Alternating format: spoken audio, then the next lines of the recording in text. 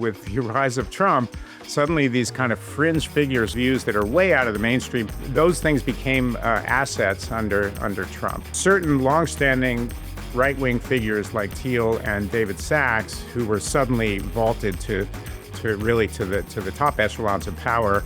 And then you have people like Zuckerberg, who kind of saw, and Zuckerberg in particular is a guy who lacks a real moral center of his own, so he kind of shifts with the wind. It's a strange thing to see, but what it looks like is just somebody shifting to whatever supports their business interests and their financial interests and their power. There's a real, I think, a cynical approach to politics on the part of a lot of the companies. Welcome to the Daily Beast podcast. I'm Hugh Dougherty. I'm executive editor of the Daily Beast, and I'm filling in for Joanna Coles. Our guest today is Jonathan Webber, journalist and author of the brilliant new book, City on Edge, which our own Michael Wolff calls a riveting tale.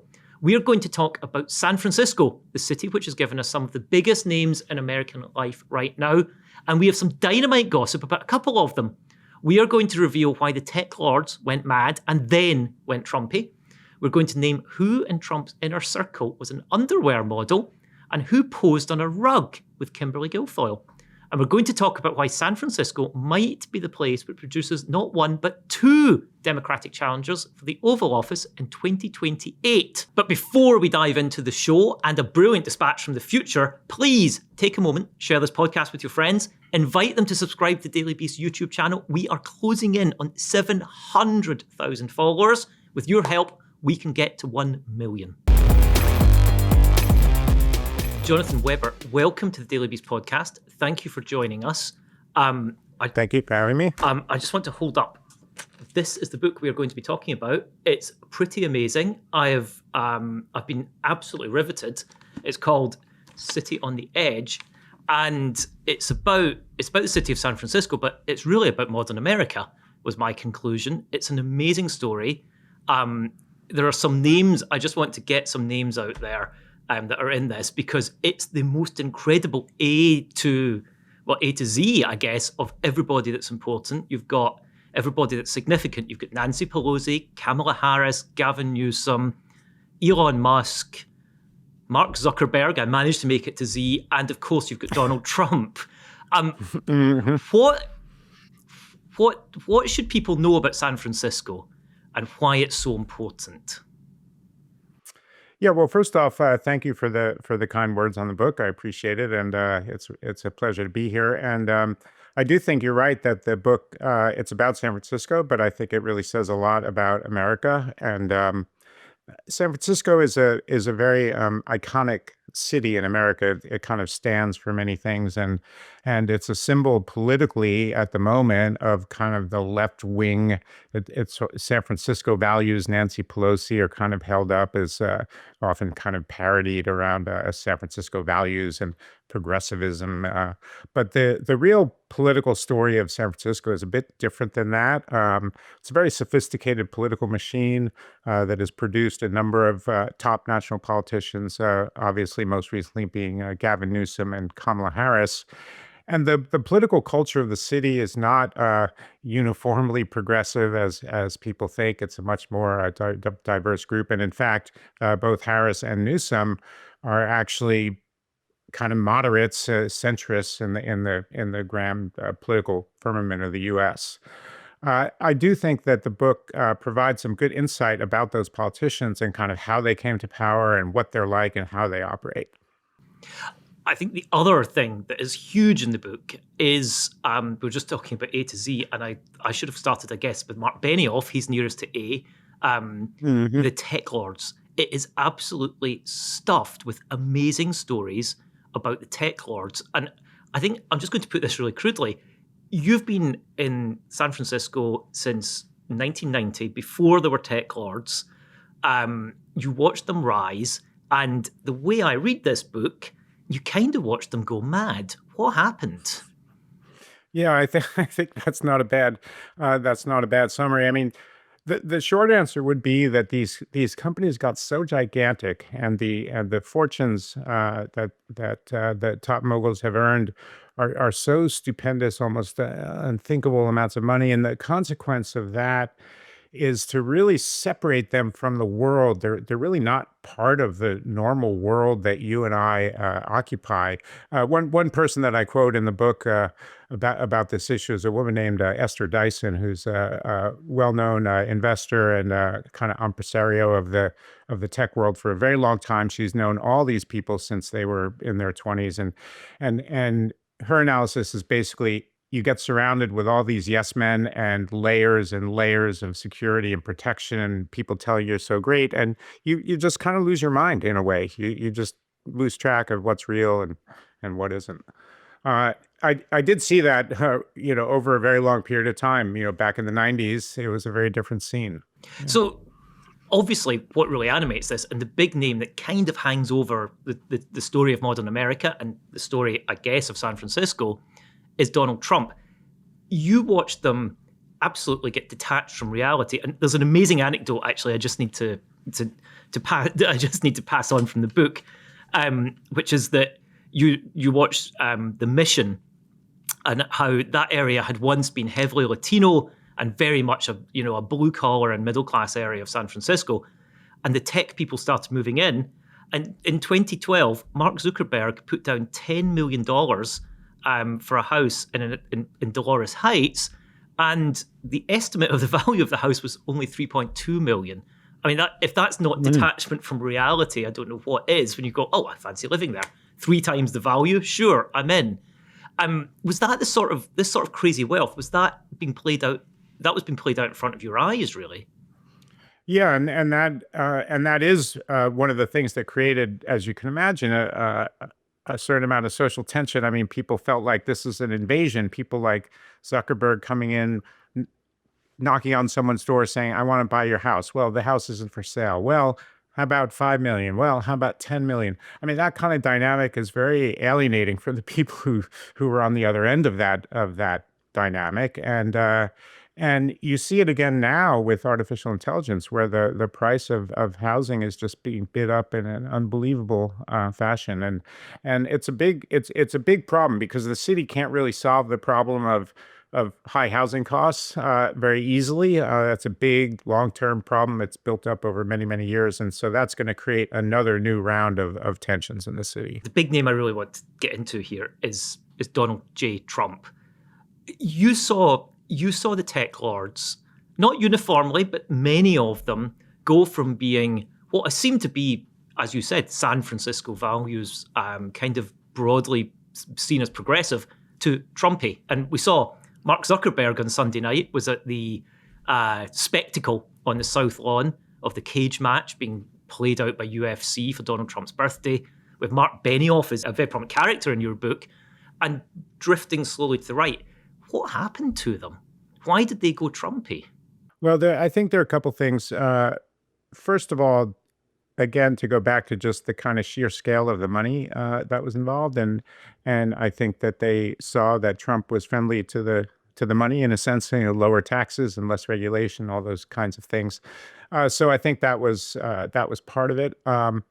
I think the social justice movement in the 2010s and Black Lives Matter and all the things that came with that. There was a lot of pressure on companies to make certain kinds of policies internally, things they didn't necessarily want to do, but they did because their employees were demanding it. And then that kind of turned. So with the second election of Trump, it was sort of permission to throw all that out the window, which a lot of the people didn't really like that those policies very much anyway. And so then so Trump gave permission, in a sense, to say, we don't care about all this social justice stuff. And that was something that the mogul was attractive to the moguls, because they were kind of sick of being told they had to do this or that, sick of being criticized for being rich. One person I talked to at some length is Mark Pincus, who was the founder of Zynga. And Mark was a hippie. He was a liberal, a big Burning Man guy, he a typical liberal tech guy. But over time, he got very alienated by the left-wing drift of the Democratic Party, and felt it had become very censorious and kind of against what freewheeling San Francisco was about. And he supported Trump in the last election. Even Mark Benioff, who has been a hardcore Yeah. liberal supporter of many liberal causes, has kind of made that part of the philosophy of his company, of Salesforce. And even Benioff recently said, to the great chagrin of pretty much everyone who knew him, he said that maybe Trump should bring the National Guard into San Francisco. So even a liberal like Benioff is kind of seeing the appeal of this sort of more pro-business that's kind of intuitively attractive to these big bosses. You've mentioned Mark Pincus, and one of the most intriguing anecdotes from the early-ish days of tech start. I think we're sort of in the not early 2000s, mid 2000s. And you say Pincus, who had moved to the city, was immersing himself in it. And it's quite a remarkable way he's got to immerse himself in the city. He and his friend Emily Morse, later a popular sex blogger, I will take your word for it, prowled the streets in a satirical search for sex clubs. I mean, it's kind of crazy, right? But there's a link, isn't there, between that and going Trumpy? Well, yeah, I mean, I think so. San Francisco, a core of the culture is a kind of a radical freedom, almost, or permission to be who you want to be, to do what you want to do, to create your own world, your own lifestyle. People aren't gonna get on you about that. It's like, okay, everyone can kind of do their thing. And so that is actually attractive to technologists, right? Because a lot of technology development, it can be pretty out there, and the government often has an interest in kind of controlling it. And so San Francisco was a place that gave permission, like, hey, no, go do your thing, play with tech, all of that. So I think that a satirical search for sex clubs to do videos to put on the local cable access channel in San Francisco, that's a very San Francisco kind of endeavor, I would say.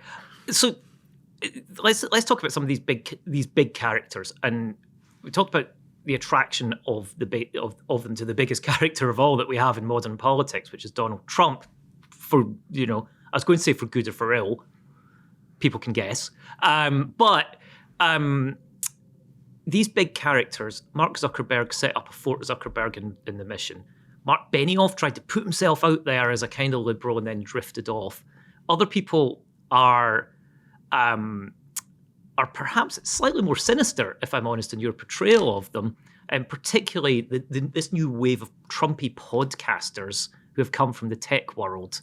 And you talk about the All In podcast crew and how they were living outside San Francisco, but determined to have a say in San Francisco, more than a say, to try and determine what goes on in San Francisco. I just wanted to talk about the sort of the mentality of these people from the tech world, and why do they think San Francisco is so important? Well, so to speak specifically about Founders Fund, well, Founders Fund is the venture capital fund that is kind of the center. It's Peter Thiel's Yes. Venture capital fund, and is kind of the locus of a lot of the sort of far right venture capitalists. And David Sachs, who's one of the leaders of the All In podcast, he's a longtime right winger. I mean, back in his Stanford days, he was the co-editor of the Stanford Review, which wrote stories like talking about how women shouldn't be computer scientists because they couldn't do math and things like that. And so he's a well-known, long-standing, really a fringe figure on the far right, who with the rise of Trump, suddenly these kind of fringe figures who are very, in many cases, including Sachs, his very obnoxious presence on social media, really has views that are way out of the mainstream. Yet those things became assets under Trump. And so you had, certain longstanding right-wing figures like Thiel and David Sachs, who were suddenly vaulted to the top echelons of power. And then you have people like Zuckerberg, who kind of saw, and Zuckerberg in particular is a guy who lacks a real moral center of his own. So he kind of shifts with the wind, and so he was a big liberal when it was fashionable to be that, and then now he's a sort of chain wearing martial arts dude, Trump supporter, has just kind of shifted his personality. And it's a strange thing to see, but what it looks like is just somebody shifting to whatever supports their business interests and their financial interests and their power. And the biggest, I was going to say not the biggest name, I've decided that's Donald Trump, but maybe the biggest influence or the most important sort of the sun in the center of this universe here is now Elon. And he actually features very little in the beginning of your story, but by the end, he is a really significant figure. I just wanted to tell us your impression of Elon, I guess, but... Yeah. Well, and Elon, he's always been a bit of a weird guy. And, a lot of these people are, I mean, brilliant people in technology often have slightly odd personalities. But Elon, we wrote about him back in the Industry Standard back in the late 90s. He had his first company, Zip2, which became part of PayPal. And back then, he was a sort of normal-ish kind of internet entrepreneur. And even as late as 2013, I met him when he came to the Reuters office, and he was a kind of a normal, sort of modest in his attitude. And one thing I remember about that actually is we had a chat thing going on with some Reuters clients on a chat service that we had, and normally we would sit there and type the questions and he would answer and we would type it, but he wanted to take the keyboard himself, which was interesting. That seems prophetic. Yeah, and so that was a perfectly normal meeting. But then over time, he is also someone who really changed in a huge way, and I think that he's been quite a malign influence. Certainly in San Francisco. I mean, he literally destroyed the most important new internet company in San Francisco in Twitter. He destroyed it for personal ideological reasons. It was a big company that had big headquarters in the middle of town, and now it's gone. So that was certainly a huge negative. And then he's been among the sort of San Francisco bashers. There was almost a little bit of an industry that developed around a sort of shaming San Francisco as a symbol of dysfunction of progressive cities. And a lot of these right-wing tech guys were really on that bandwagon. And I think that their attitude is that San Francisco is a very beautiful place. It's a wonderful place to live. And so we want to live there. We want it for us. And so we want to kind of push out the poorer people who make a mess and, make the city less attractive. Now, this is not to say, I mean, the criticism of the city government and the problems in the streets that got much worse during COVID, and homelessness, which people associate with San Francisco, all of those things are real problems. It's not to say those are made up things, and certainly the city government has a lot to answer for in its failure over many years to address some of these problems. So that's all true, but the tech moguls have a very different view of what San Francisco ought to be than most of the people who live there. And that view of what San Francisco what they want San Francisco to be, it's kind of like I think they would call it like a sandbox, to use the tech term, for what they want for America. I think that's one of the themes that comes through. I'm reading, we're reading in this book about radical concepts, about freedom and about libertarianism, but a load of this seems to be that's kind of their agenda, and they clearly have somebody in Trump that they believe is helping them along. Mm-hmm. Yeah, well, and you saw as an example with the rise of Uber and Airbnb, two of the most significant companies in the early 2010s, and they symbolized the kind of convergence of the tech industry and traditional government functions, right? So now tech companies are really in the business of the city. And it was extremely important for those companies to get San Francisco in particular to go along with their agenda, because that was the test case, as it were, for many other places. So other places were to look to San Francisco, like what did they do in San Francisco to regulate these things?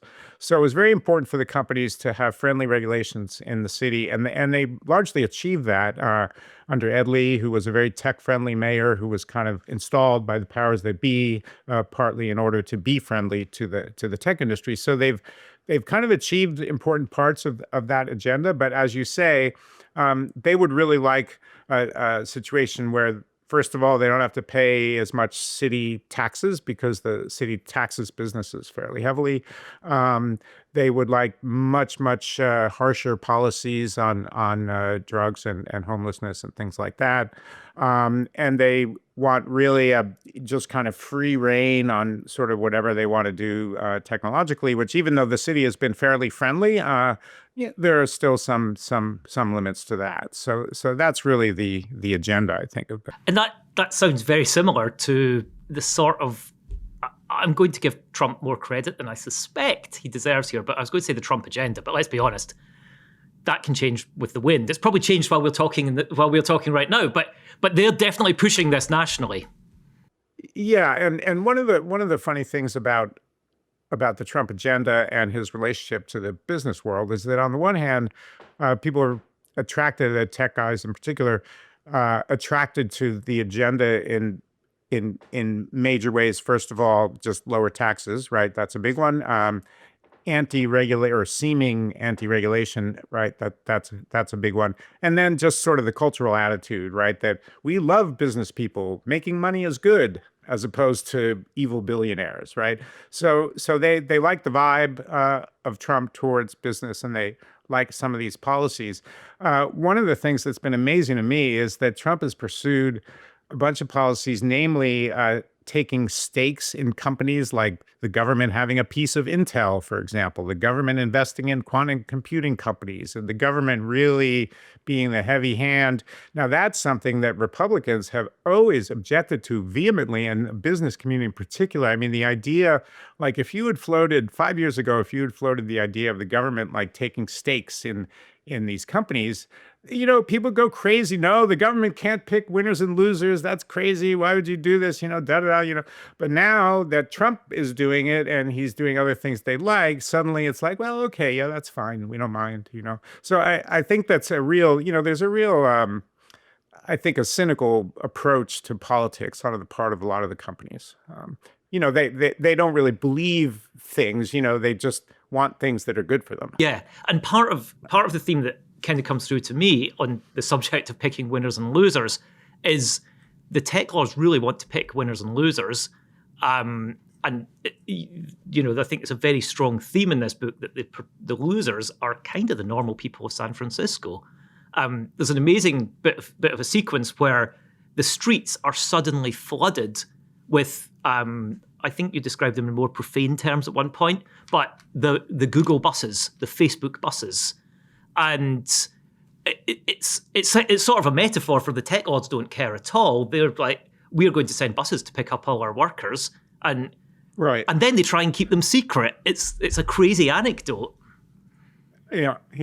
No, and the buses were absolutely, you couldn't really get a better metaphor, for the kind of priority of the tech industry, right? You have these giant luxury coaches, driving around these neighborhoods, picking up selected people and stopping at the city bus stops, and the city buses have to wait while the luxury bus picks up the specified tech workers. So that really was very, very alienating, especially in the most affected neighborhoods in the south of the city, the Mission and Noe Valley. And it was kind of ironic because San Francisco is a pretty environmentally conscious place.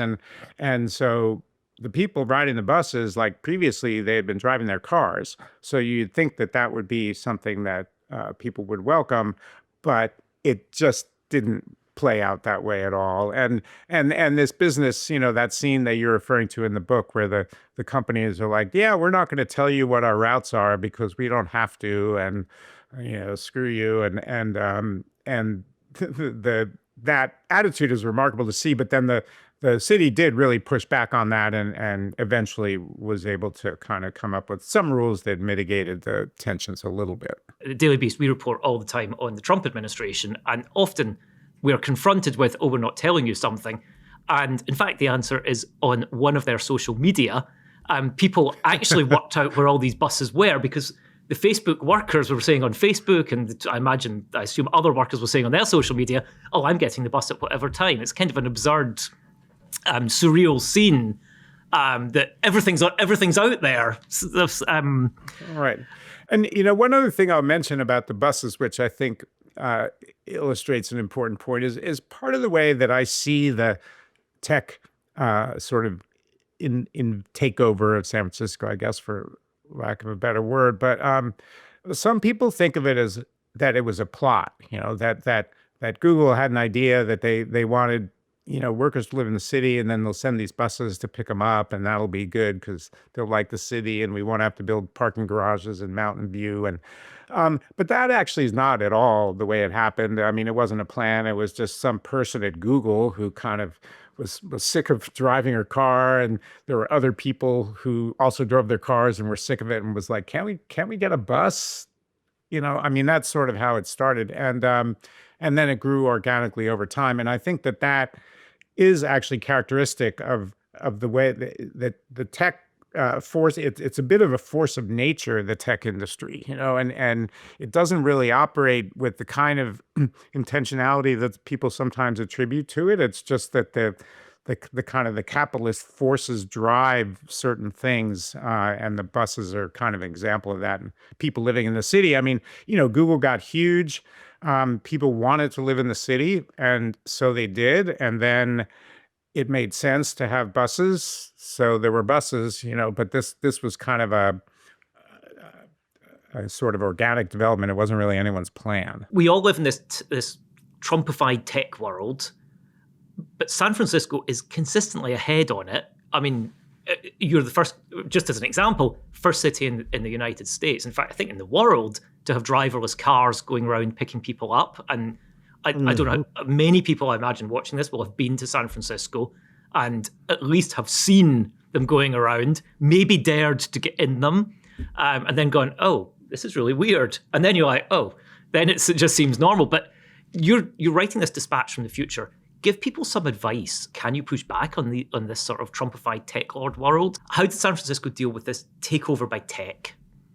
Yeah. Well, it's I mean, it's not an easy thing.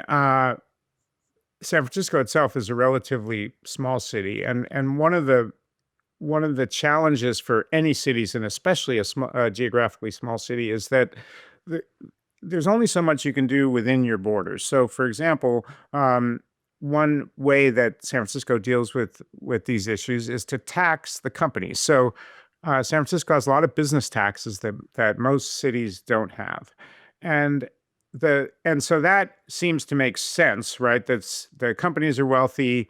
There's a lot of impacts on the city, so you tax the companies to mitigate those impacts, and that seems like a fair deal. But the problem is that a company can move 3 miles away and be in a different city that doesn't have those taxes. So they're always threatening to do that, and that that kind of ties the company's hands or the city's hands a little bit. But I would say, for the most part, the threats of companies to move are mostly exaggerated. Like, those are kind of fear mongering. So for the most part, companies don't move out because of taxes. I mean, it does happen sometimes. It did happen in 2018, but mostly if companies move out, it's, the costs of doing business in the city are very high for many reasons other than taxes, for one. So they move out for cost reasons, or they move out for other reasons. The CEO lives out in the suburbs and he'd rather have his office nearby. So I do think cities should kind of stand their ground a little bit on the blackmail that they get from the companies, and I also think that people kind of need to be sort of smart and open-minded about what makes sense and what doesn't, because there are benefits to technological advances, right? And self-driving cars is an example. People are very much of two minds about that. Like, there are people in San Francisco who hate them, and say, well, why can't we just have taxi drivers drive us around and that's fine? But there are other people who are like, no, this is awesome and this is going to be the future, and why not have it here first? And driving a taxi is a shitty job anyway. Why do we want to preserve that? So there are people who are both suspicious of the tech industry, but also kind of inspired by some of the innovation. So I think part of the balance to be struck for the cities is that you want to encourage innovation, and actually cities themselves need to really innovate a lot more, but need to do that in kind of a smart way that doesn't just kind of give the companies carte blanche to do things that may or may not be in the city's interest. Let's talk about the other half of this. We've talked about the tech lords, but a city is a big bundle of different interests and different people. And the other big names, big characters right here in San Francisco are, as I said at the top, some of the most powerful politicians in the country. First of all, why is San Francisco such a furnace that is churning out powerful figures? Because I'm sitting here in New York. I suppose we've got a president. He technically is a Floridian. We've currently got the Senate minority leader, but there's actually not that many big, powerful politicians in recent years who come from New York. San Francisco has, outclassed everywhere in this, it seems. I think there are two main answers to that. So the first is that there's a particular dynamic in California where San Francisco, even though it's no longer the biggest city, it hasn't been the biggest city in a long time, but it's always been the kind of the business capital and the political capital of California. Until the 20th century, it was by far the most important city, and it kind of retained the title of sort of business capital and political capital in some ways. And so, as a consequence, if you are elected mayor of San Francisco, for example, you are immediately in the conversation about being governor of California. Right.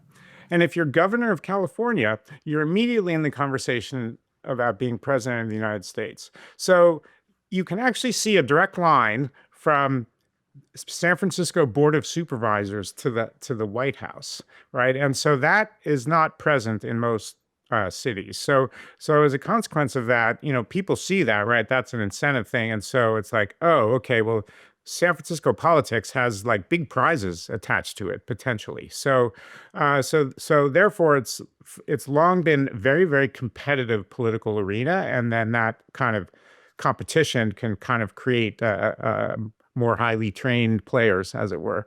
And then the second big phenomenon is that there was a handful of exceptionally talented politicians. The main one over in recent decades has been Willie Brown, but there was what was known as the Brown-Burton machine for Phil and John Burton, who were brothers, and then Willie Brown. Now, Willie Brown is perhaps one of the greatest politicians in American history, up from his bootstrap, was a poor kid in a segregated town in Texas and worked his way up. And he was state assembly speaker for many years, most powerful figure in the state in a lot of ways. And then late in his career, after California passed term limits, kind of basically because people were tired of Willie as assembly speaker. And so then he ran and won as mayor of San Francisco in 1995. Now, from 95 until 2024, each of the mayors was picked. So there was Willie, and then Willie picked Gavin Newsom. And then when Gavin went to Sacramento, Willie picked Ed Lee. And then when Ed Lee died, Willie picked London Breed. So the city has been run by the Willie, I call it the city family. That's a term that Willie himself coined, actually. So it's kind of this system. It's sort of a machine, but a little bit different than that, and built on these very long-term relationships, and includes the unions, includes the civil servants, includes really politicians on all parts of the spectrum in some ways, and so that system that Willie built was very kind of sophisticated, and Willie himself was a tremendous talent spotter. So he and the Burton brothers, they picked these people, they picked Nancy Pelosi has the seat that was held by Phil Burton. So she was picked as like, you are the one that's gonna carry on this legacy. Barbara Boxer was an obscure Marin County supervisor, was picked to be first a congressman and then a U.S. senator. So the Brown machine had a lot of talent. They had figured out a lot of things about how to win elections, and they were extremely effective. And so a number of politicians came up through that system with a lot of skills and a lot of financial backing. Well, let's talk about winning elections, because the name you mentioned there, Gavin Newsom, is a man who quite clearly wants to win, 2 elections. He wants to win a Democratic primary, and then he wants to get into the White House. Can he do it? I have long been very skeptical about Gavin Newsom's chance of being elected president, just because I think it's very tough for a San Francisco liberal to be elected president. But and Gavin has flaws, which I point out in the book. I mean, I think he's a great idea guy, an idea volcano, as one person called him. But he's not very good on the follow through.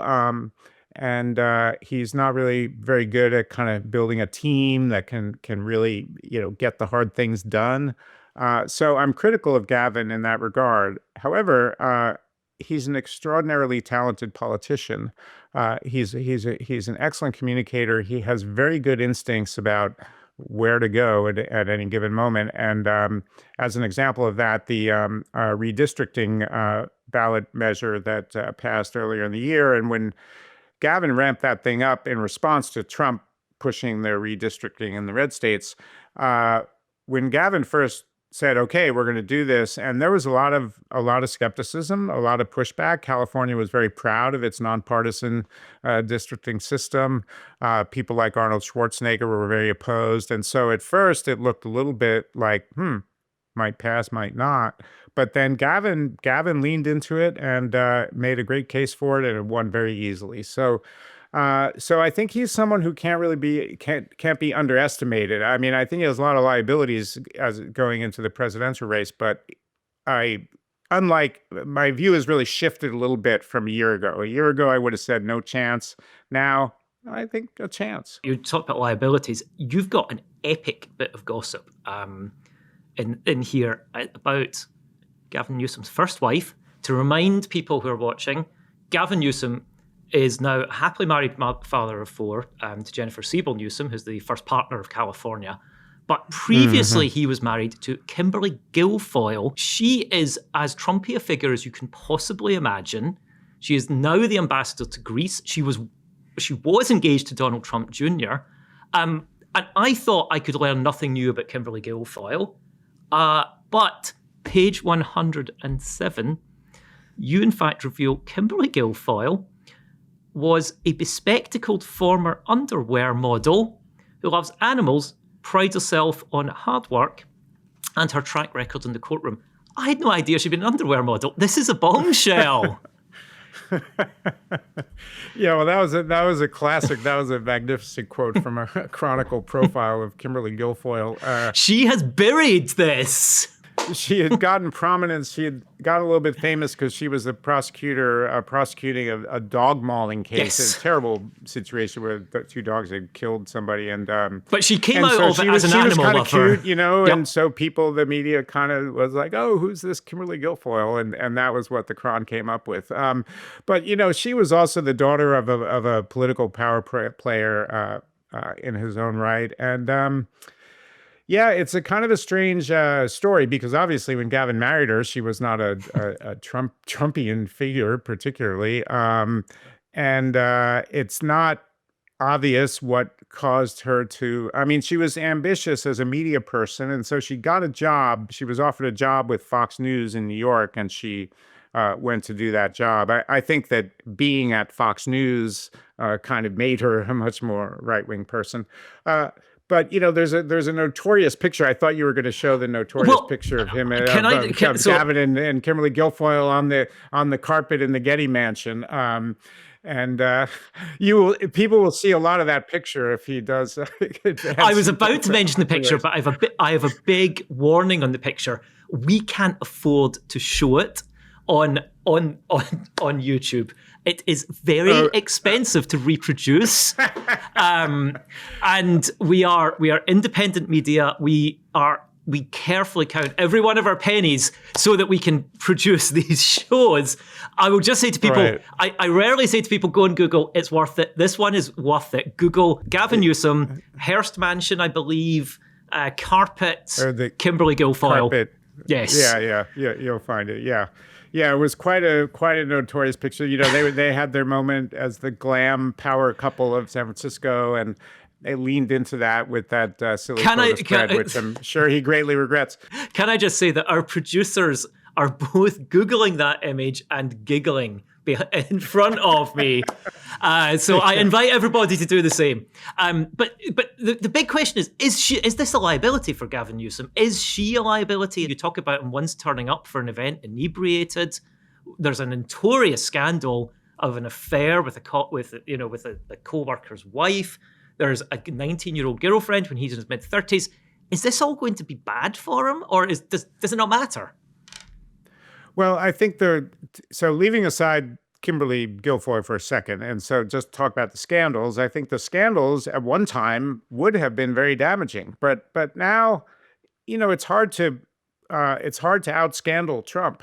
I mean, so nothing that Gavin has done is nearly as bad as many things that Trump has done. So therefore, like, I think those issues are not issues in the way that they were. And weirdly, and this might have been a San Francisco thing, but those scandals happened right before he was up for re-election, and it didn't hurt him at all in San Francisco. So I don't think the scandals are too big of a problem, assuming that there aren't like others that we don't know about. But I mean, the things that are known about, I don't think will hurt him.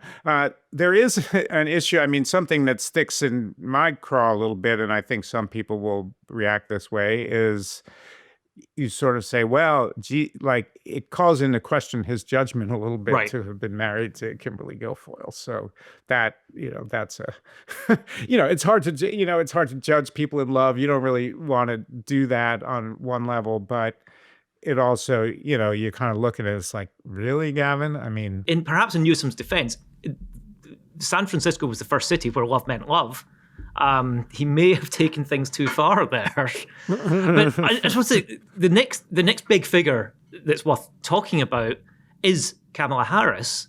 And of all the figures in this, of all the characters that come from San Francisco in your book, she literally is the one that has gone the furthest. In some ways, of course, Nancy Pelosi is a far more powerful politician, having been speaker. She's probably the most powerful speaker since probably Rayburn, maybe others, maybe even further back. But to be the first female, the first Black, the first Indian American vice president, Kamala Harris has gone further than anyone else.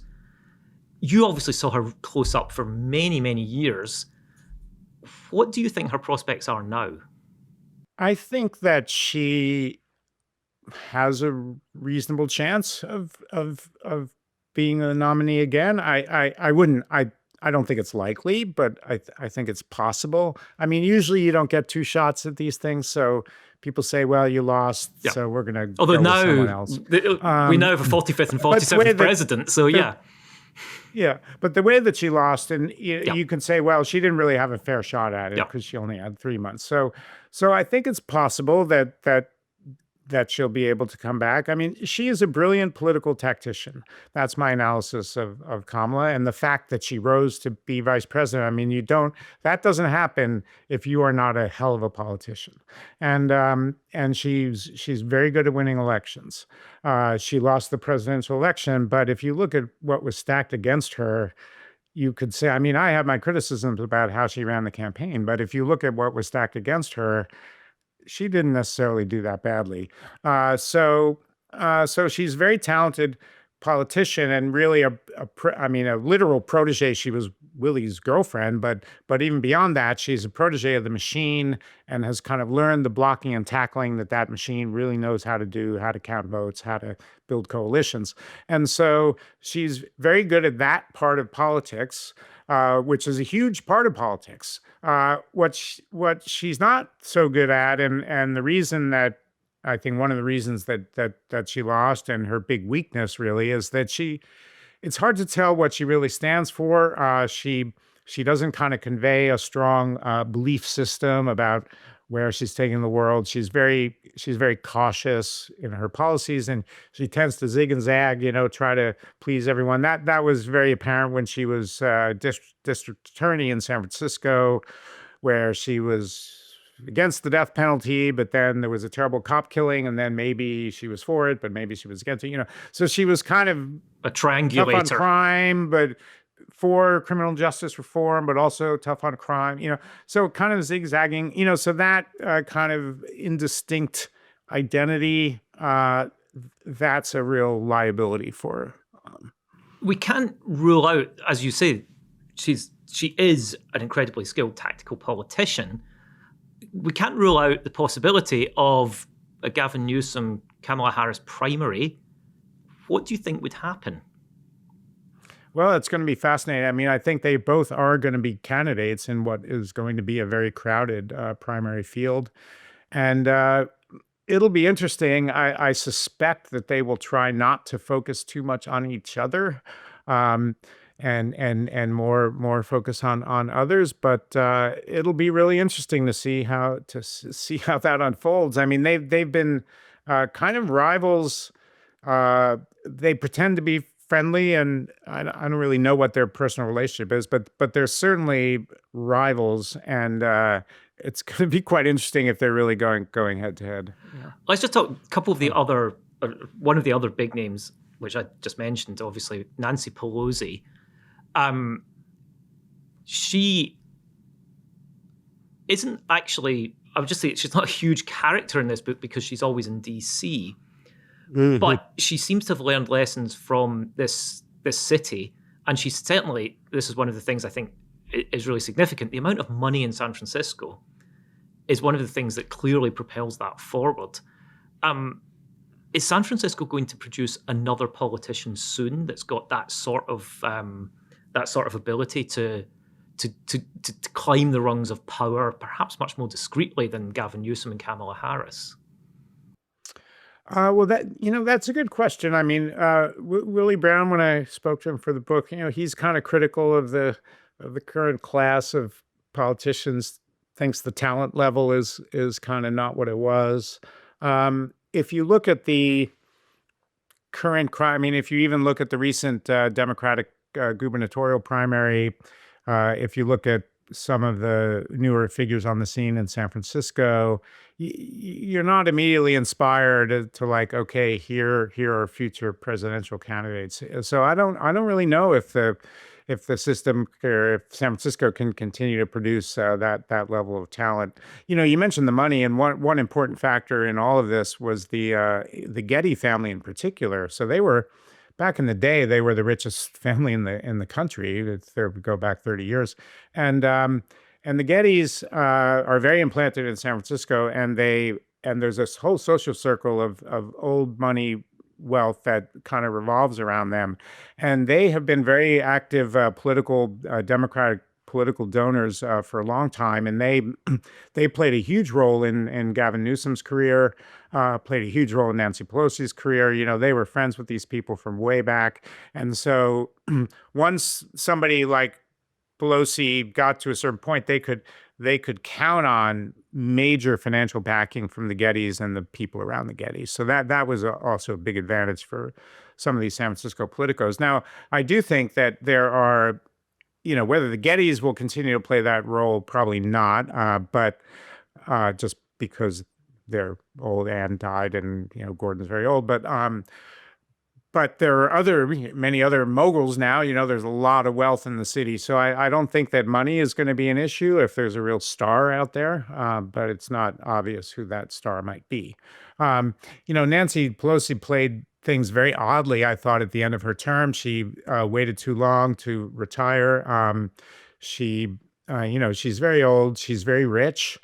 She's really lost touch, I think, like many rich people have. She's opposed congressional ban on stock trading because it's benefited her tremendously. Right. And she gets a lot of criticism for that, rightly so. And and then I don't know what she was doing at the end here, but she, in the race to succeed her, so she played coy for a long time.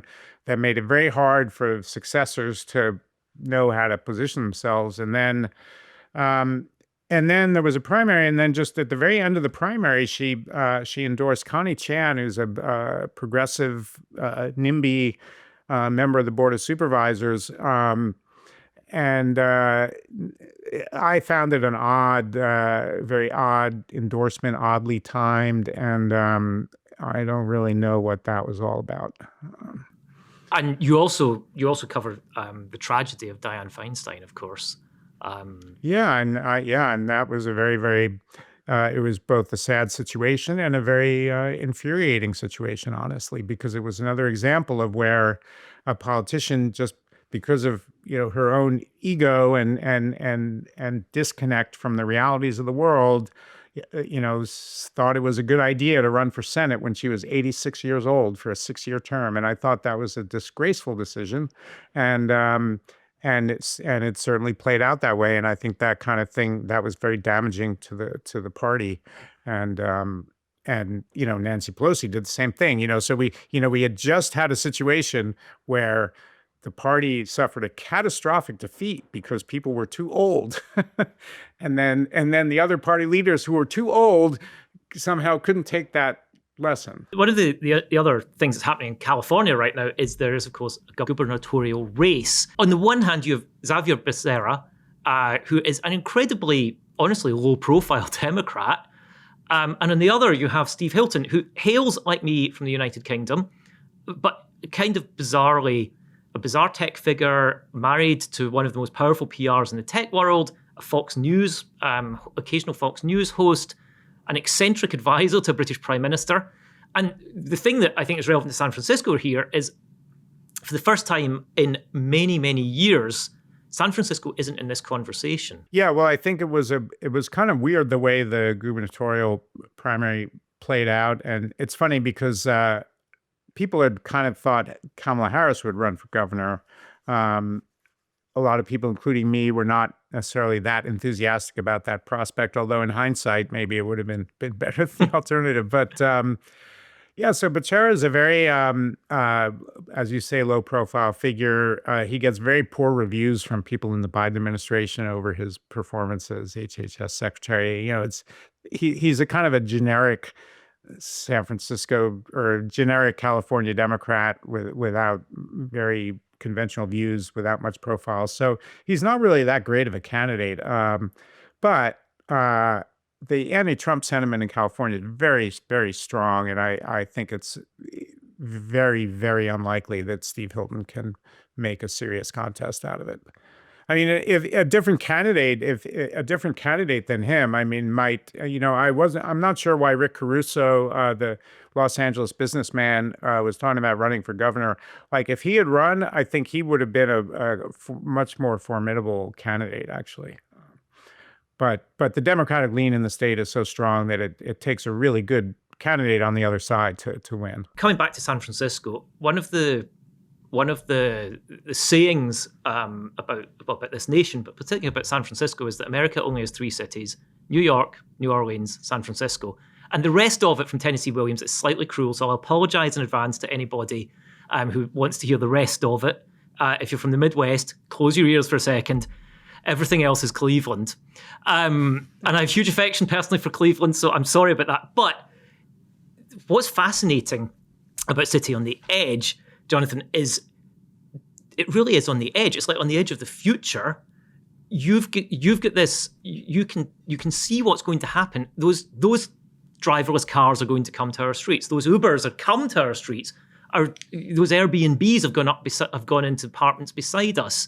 People are living on AI models in San Francisco way more than they are in the rest of the country.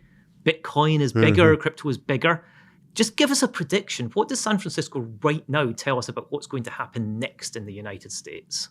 Well, certainly the AI impacts are very, very significant, and some of the most significant early impacts actually come in the tech industry. So in the traditional software businesses that were really central to the big booms of the 2010s, those companies are all cutting back employees very quickly. So the AI is coming for the jobs, right? That's a bit of a cliche, but it's coming first for the tech jobs. So that's ironic, but true. So that's something that people should keep in mind. And then I think, these issues around, how should the city manage the relationship with its businesses? These are kind of perennial problems, but I think there are a few lessons that San Francisco can offer some other cities, and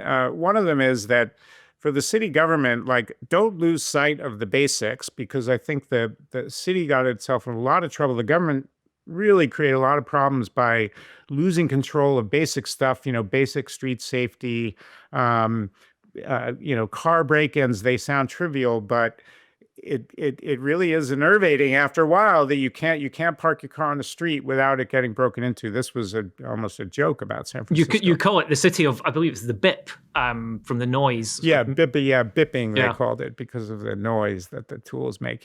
And so that's a kind of a problem that's not that hard to solve. You put a bunch of surveillance cameras and other things. So I think that a lesson is, like, if the government loses control of very, very basic issues of street cleanliness and street safety, then the government loses credibility, and that creates all kinds of problems. So I think a lot of the attention in the city, kind of in most recent years, kind of spring from that. So I think that's one lesson.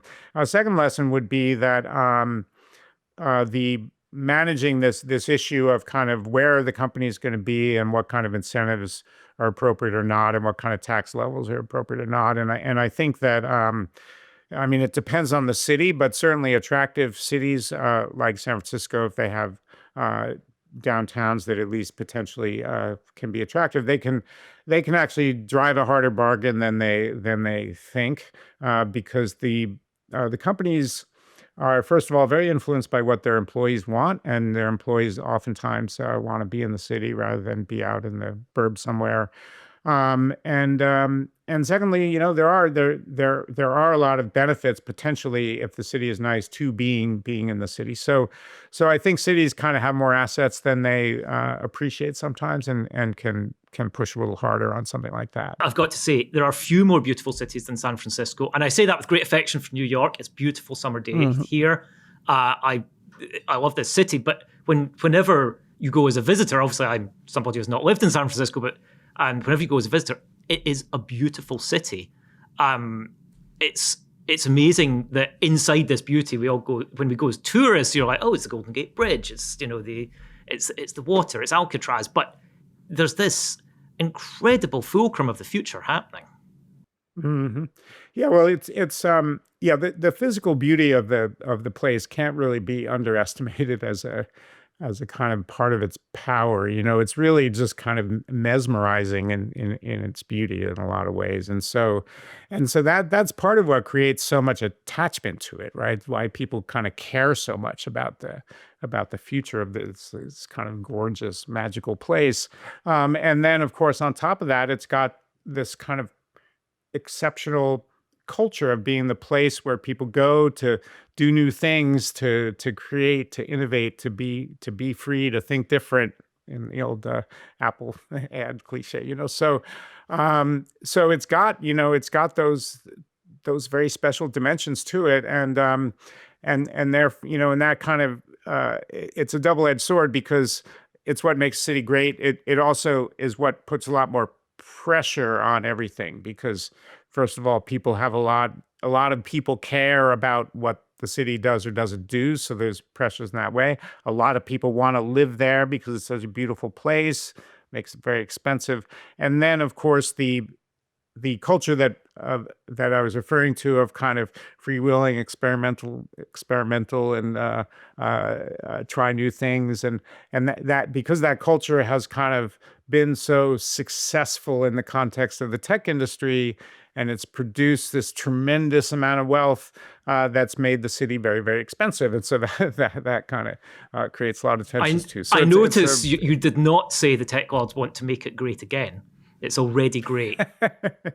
It's a great city, and one of the even in the worst of times, right? Even in the worst of the doom loop days in 2022.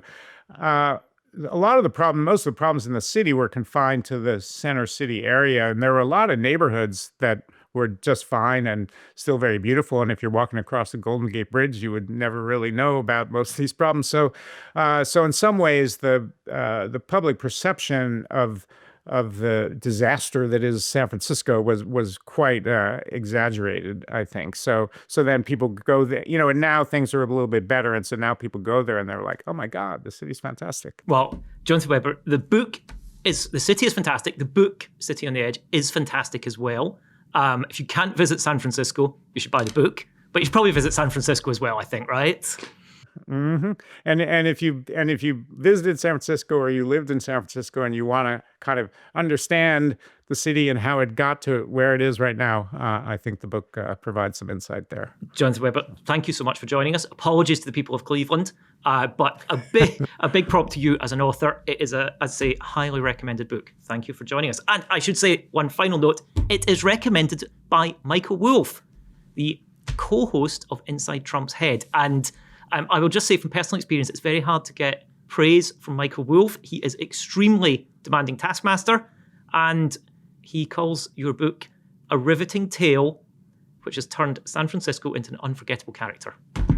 Can't get finer words than that. Jonathan Weber, very nice. Thank you for joining us. Very nice from Michael. Yes. All right. Well, thank you very much, Hugh. It's been a pleasure.